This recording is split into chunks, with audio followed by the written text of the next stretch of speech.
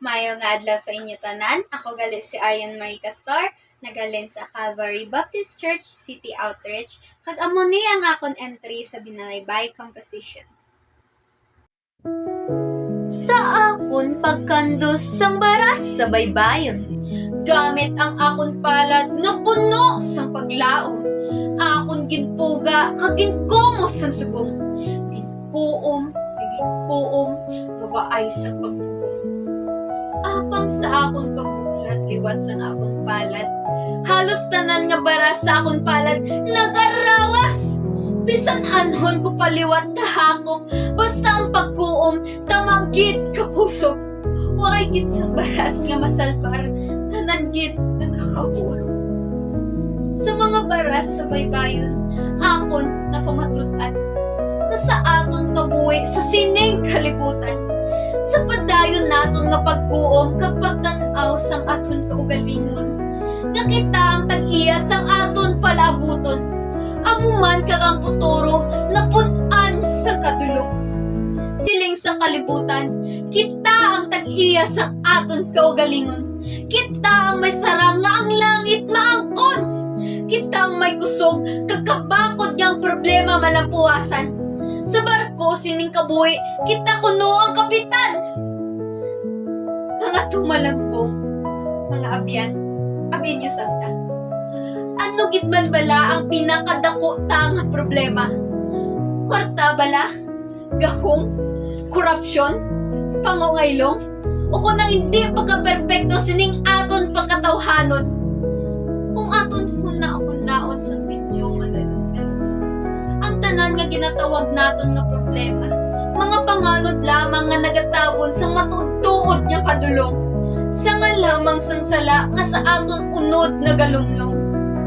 Sino bala nga nagapati nga may maayo nga dulot ang sigarilyo sa lawas? Bisan pa ang nagahigop sang droga na ibaluan nga ini makaguba.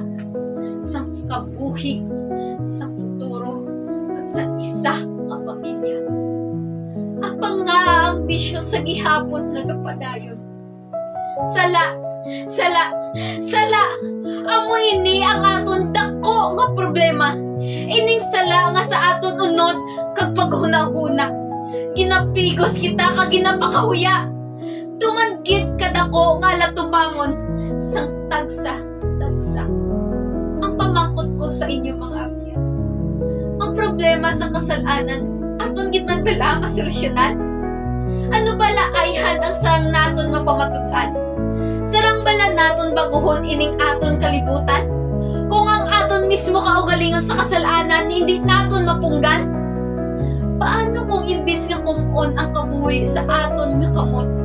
Kapugaon, agod aton gusto masunod. Paano kung ang aton mga palad, aton ikahumlad? Sa atubang ni Kristo, ining kabuhi, aton ikahalan. Pila ayhan kang kilo nga kabukat ang sa aton magatula. Kung ining kabuhi, aton igasalig sa matuod-tuod nga sa aton nagapalangga. To sa ano bala ini nga kahigayunan? Nga ang Diyos nga nagtugas sang tanan, gustuhon nga kita pagatawaron sang aton kasalanan. Sa krus kita mga yubulig. Aton kamot iuntay agud si Kristo malambot. Apang bago pa man ang aton kamot magpaningkamot, ara na ya si Kristo nga sa aton pertahan nagapanuktok. Pasudla siya mga abyan. Buksi ang pertahan. Ipaligo ang dugo nga sa imo magatinlo. Kauna ang tinapay nga sa imo ginatugro. Madamong gid kasalamat.